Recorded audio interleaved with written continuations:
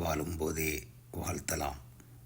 ஏழை பணக்காரன், இருப்பவன் இல்லாதவன், உயர்ந்தோர் தாழ்ந்தோர், அரசன் ஆண்டி என அனைவருக்கும் சரிநிகர் சமானமாக இயற்கை அளித்திருக்கும் கொடை நேரமாகும். காலம் பொன் போன்றது. எந்த ஒருவருக்கும் எந்த ஒரு சூழலிலும் கூடியோ குறைத்தோ கொடுக்க முடியாத ஒரே பொருள் நேரம். ஒரு நாள் என்பது 24 மணி நேர காலம் அளவாகும். இந்த கால நேர அளவு கடைக்கோடியில் வாழ்ந்தாலும் மாட மாளிகையில் வாழ்ந்தாலும் மாறுபடப் போவதில்லை. இயற்கையின் இந்த அரிய கொடையை எத்தனை பேர் திறம்பட பயன்படுத்துகிறோம் என சிந்தித்து பார்க்க வேண்டும். நேரத்தை செலவழிப்பது என்பது மிக மிக எளிதான ஒன்றாகும். ஆனால் சேமித்து வைக்க இயலாத பெருஞ்செல்வமாகும்.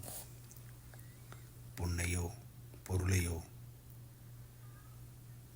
இன்ன பிற செல்வங்கள் அனைத்தையும் சேமிக்கலாம், செலவழிக்கலாம், பாதுகாக்கலாம், திருடப்படலாம். ஆனால் ஒருவராலும் திருட முடியாத அரும்பெரும் செல்வம் நேரம் என்பதை உணர்ந்தவர் உயர்வு பெறுவர்.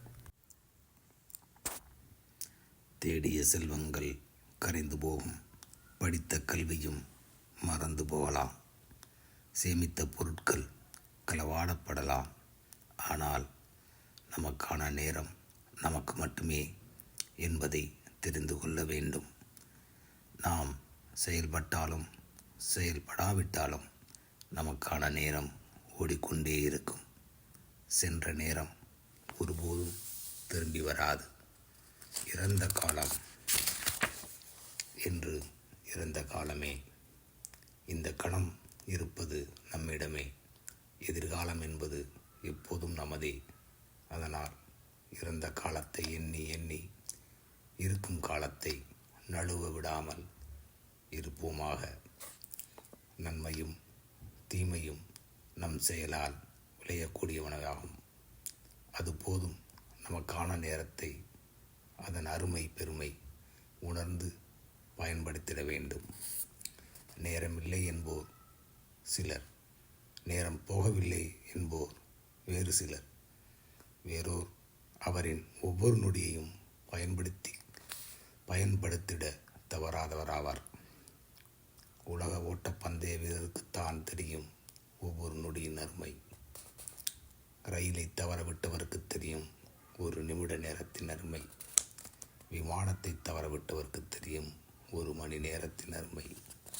பள்ளியில் சேரும் சிறுவனின் பெற்றோருக்கு தெரியும் ஒரு நாளின் அருமை. தோல்வி அடைந்தவனுக்கு தெரியும். எல்லாம் தெரிந்தவர் எவரும் இல்லை என்ற போதிலும் எதையும் தெரிந்து கொள்ளும் ஆர்வம் என்றும் வேண்டும்.